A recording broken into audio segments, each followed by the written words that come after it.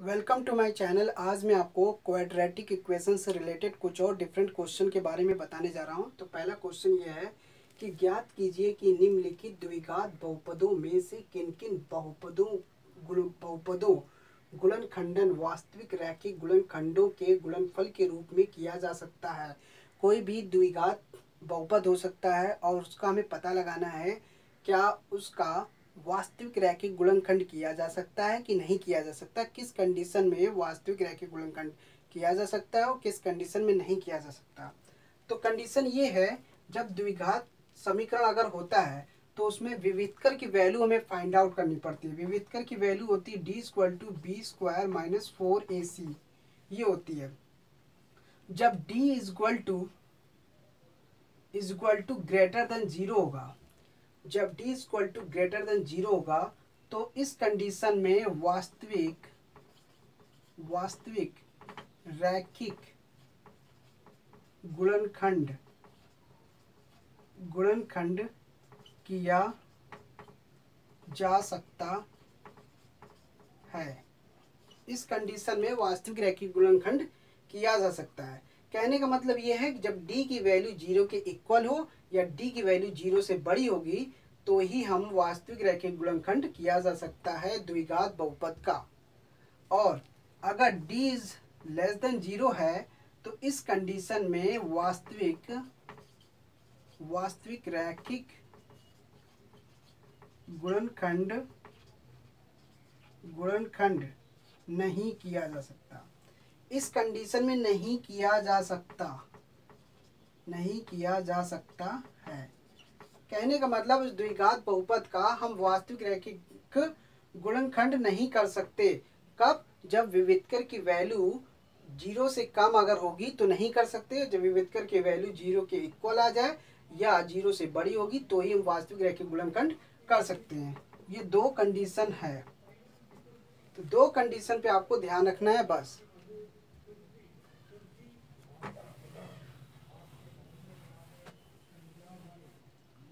तो पहला क्वेश्चन क्या है? First question, x² + x + 1 = 0। तो यहाँ पे कंपेयर करते हैं। तो ये इक्वेशन दिया है, इसको हम कंपेयर करते हैं ax² + bx + c = 0 से। हम जनरल इक्वेशन से हम इस इक्वेशन को कंपेयर कर देते हैं। तो a की वैल्यू 1 है, b की वैल्यू 1 है, c की वैल्यू भी 1 है। तो हम क्या करते हैं, b² - 4ac की वैल्यू निकालते हैं, यानी कि विविधकर value d = greater than a, मतलब कि इसकी वैल्यू फाइंड आउट करते हैं। क्योंकि हमें यहाँ पे क्या करना है, वास्तविक रैखिक गुणनखंड निकालना है कि इस समीकरण का हम वास्तविक रैखिक गुणनखंड कर सकते हैं या नहीं कर सकते। तो हमें सबसे पहले विविधकर की वैल्यू फाइंड आउट करना है। d = b² - 4ac की वैल्यू फाइंड आउट करते हैं। तो b की वैल्यू है 1 का स्क्वायर करेंगे, 4 × 1 × 1, क्योंकि a और c की वैल्यू फाइंड आउट किया, a और c की वैल्यू रखा 1 - 4, तो ये हो गया -3। तो ये देखिए d की वैल्यू जो है वो -3 है। इसका मतलब ये है d की value is less than zero. तो कहने के मतलब है इस इक्वेशन का हम वास्तविक रैखिक गुणनखंड नहीं कर सकते, यानी कि नो। तो इस कंडीशन में नहीं, संभव नहीं है। तो इस कंडीशन में हम इसका वास्तविक रैखिक गुणनखंड नहीं कर सकते, यानी कि no. Second question, x² - 6x + 4 = 0। अब इसका भी हम कंपेयर करेंगे जनरल इक्वेशन से। तो यानी कि ax² + bx + c = 0। सबसे पहले कंपेयर करेंगे, मतलब विविधकर वैल्यू फाइंड आउट करने के लिए हमें कंपेयर करना पड़ेगा। 1 हो गया, b की वैल्यू -6 और c की वैल्यू 4। तो यहाँ पे हमें विविधकर वैल्यू फाइंड आउट करना है, पता लगाना है कि क्या इस समीकरण का वास्तविक रैखिक गुणनखंड किया जा सकता है कि नहीं। तो पहले हम फाइंड आउट करेंगे विविधकर वैल्यू। तो b² - 4ac होता है विविधकर वैल्यू। तो 6 b की जगह -6 रखा का स्क्वायर -4, 4 a की जगह 1 है, c की जगह 4 है।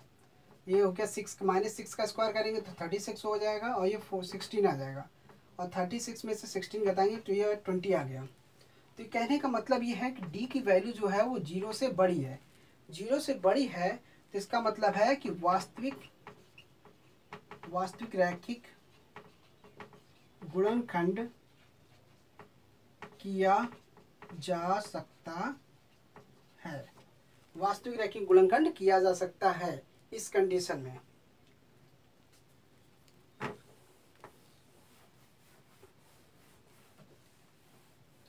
Third point, third question, 2x square 4x minus 5 equal to 0, इसका भी कंपेयर करेंगे। तो ax square plus B x plus C equal to 0, a की जगह 2 है, b की जगह 4 और c की जगह -5, ये दिया हुआ है। तो विविधकर वैल्यू फाइंड आउट करना है सबसे पहले। बी स्क्वायर माइनस 4ac होता है विविधकर वैल्यू, इसको हम इससे इंडिकेट करते हैं। तो b की जगह हम रखेंगे 4 का स्क्वायर और a की जगह 2 है, c की जगह -5 है। तो ये 16 हो गया 4 का स्क्वायर करने पे, माइनस माइनस मिलके प्लस हो जाएगा और ये 4 दूनी 8, 8 पंच 40, ये 40 हो गया और ये हो गया 6 और ये 56। तो इसमें भी क्या है, d की वैल्यू जो है इज ग्रेटर देन 0 है। तो इस कंडीशन में इसका वास्तविक रैखिक गुणनखंड हम कर सकते हैं। तो यानी कि सीधे सीधे यस कर देते हैं। तो पहले वाले में भी यस कर सकते हैं और इसमें भी यस कर सकते हैं, यानी कि किया जा सकता है।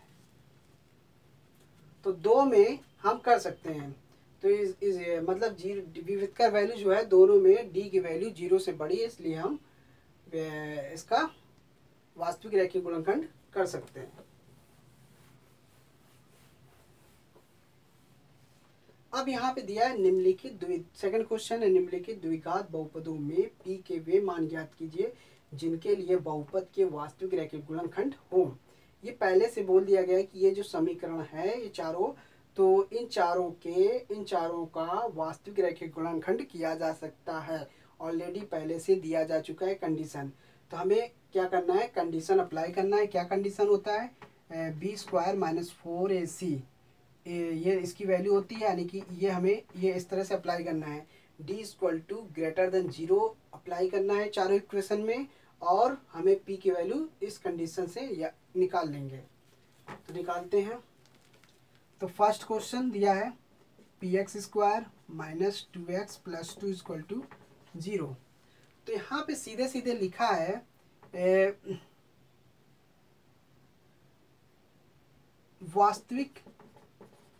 वास्तविक रैखिक गुणनखंड है, वास्तविक रैखिक गुणनखंड है ये इक्वेशन।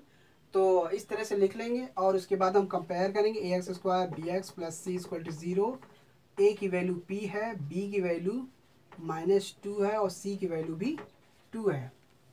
सीधे सीधे B square minus 4ac is equal to greater than 0।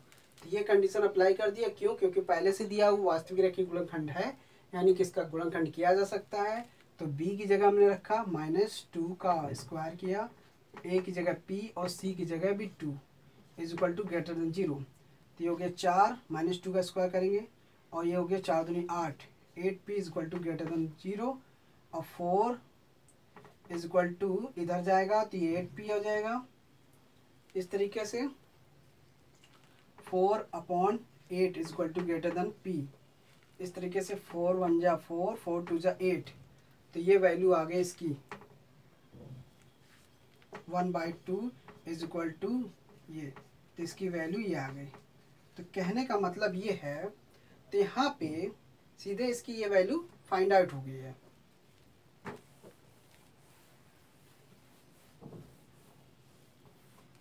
Second question,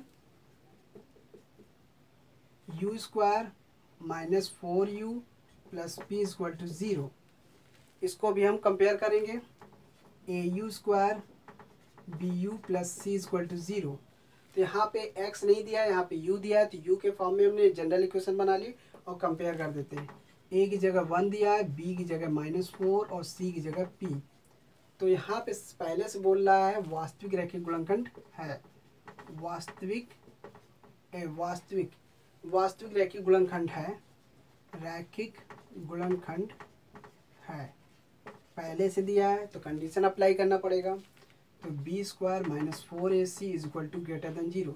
तो जब कंडीशन में ये दिया हुआ वास्तविक रैखिक गुणनखंड है तो हमें कंडीशन अप्लाई करना पड़ेगा। और बी की जगह क्या है -4 का, बी की जगह -4 रखा, स्क्वायर कर दिया, वैल्यू पुट करना, ए की जगह 1 है, सी की जगह p है, इक्वल टू ग्रेटर देन 0। अब 16 हो गया, -4 का स्क्वायर करेंगे 16 और ये हो गया 4p, 4p हो गया is equal to greater than 0। तो 16 इज इक्वल टू 4p इस तरह से आ जाएगा, ये आ गया। अब इसको हम 4 इधर रखेंगे, इज इक्वल टू p, 16 और 4p is equal to 4p आ गया, 4 चौका 16, तो ये is equal to greater than p। तो ये तो वैल्यू आ गई इसकी, ये हो गई। तो इसकी कंडीशन क्या हो गई 4। तो कहने का मतलब ये है p की जो वैल्यू है 4 के इक्वल है और 4 से छोटी है, ये वैल्यू इसकी दिखा रही है। p की वैल्यू 4 के इक्वल है और 4 से छोटी है। ये सेकंड वाले क्वेश्चन का आंसर है।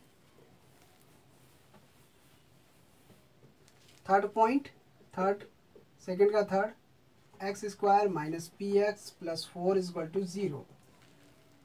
तो यहाँ पे इसको भी कंपेयर कर देते हैं, a x square B x plus c is equal to 0। तो यहाँ पे ए की जगह 1 है, बी की जगह -p है और सी की जगह 4 है। तो यहाँ पे सीधे सीधे लिखना पड़ेगा, वास्तविक रैखिक गुणनखंड की कर सकते हैं। वास्तविक रैखिक गुणनखंड है, तो ऑलरेडी पहले से कंडीशन दी हुई है कि ये समीकरण का वास्तविक रैखिक गुणनखंड है। तो हमें अप्लाई करना है B square minus 4ac is equal to greater than 0। ये इसी कंडीशन में ये कंडीशन अप्लाई होगी। अब यहाँ पे b की जगह -p का स्क्वायर करेंगे, 4a, a है 1 और c है 4 is equal to greater than 0। p का स्क्वायर करेंगे और ये हो गया 16, 4 4 जा 16,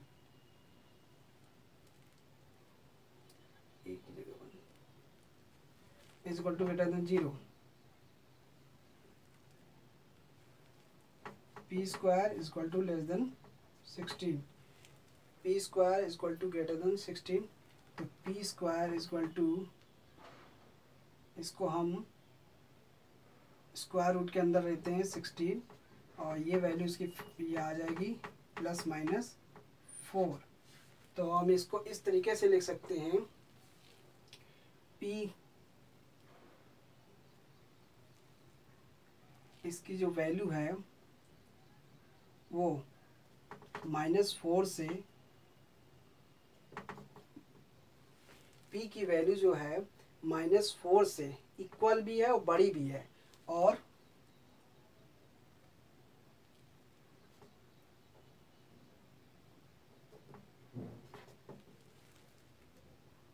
p की जो वैल्यू है -4 से इक्वल भी है और बड़ी भी है और 4 के इक्वल भी है और 4 से छोटी भी है।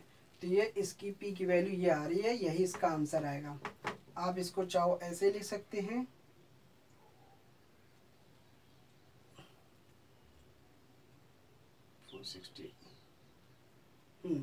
तो ये ऐसे भी दिखा सकते हैं। तो ये p की value is equal to less than +-4, तो इसको हम ऐसे दिखा सकते हैं, -4 is equal to less than p is equal to less than 4। इस तरीके से दिखा सकते हैं। इसका मतलब है p की वैल्यू -4 से बड़ी है और इक्वल भी है, और इसके +4 के इक्वल है और +4 से छोटी है। तो ये इसका दायरा बताता है कि इसकी वैल्यू इन दोनों के बीच में होगी। p की वैल्यू जो आएगी इन दोनों के बीच में मानी जाएगी। फोर्थ क्वेश्चन,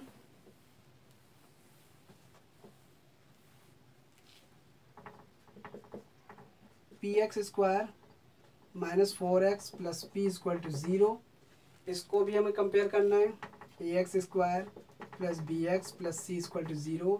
a की वैल्यू p है, b की वैल्यू -4 है, c की वैल्यू p है। तो 20 यहाँ पे सीधा सीधा बोल रहा है वास्तविक रैखिक गुणनखंड है, वास्तविक रैखिक गुणनखंड है। तो जब पहले से कंडीशन दिया है वास्तविक रैखिक गुणनखंड है, तो b square -4ac is equal to less than 0। अब यहाँ पे क्या करना है, b की जगह -4 रखा और a की जगह p और c की जगह भी p, लेस देन 0। 16 हो गया, ये हो गया 4p square equal to less than 0। 16 is equal to less than 4p square. अब यहाँ पे 16/4 is equal to less than p square. 4 4 जा 16, तो ये आ गया 4 is equal to less than p square. तो इसका हम स्क्वायर रूट निकालेंगे तो ये प्लस माइनस 2 आएगा is equal to less than p। तो कहने का मतलब ये है p की वैल्यू जो है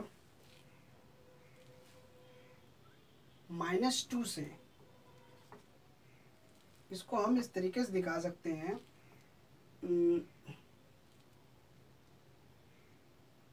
-2 और लेस देन p।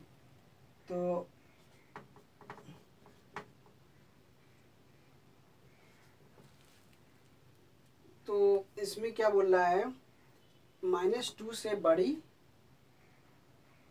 और +2 से छोटी होनी चाहिए, इक्वल होना चाहिए, ये दायरा दिखा रहा है। इस तरीके से इसकी वैल्यू फाइंड आउट करते हैं। तो thanks for watching my video, धन्यवाद।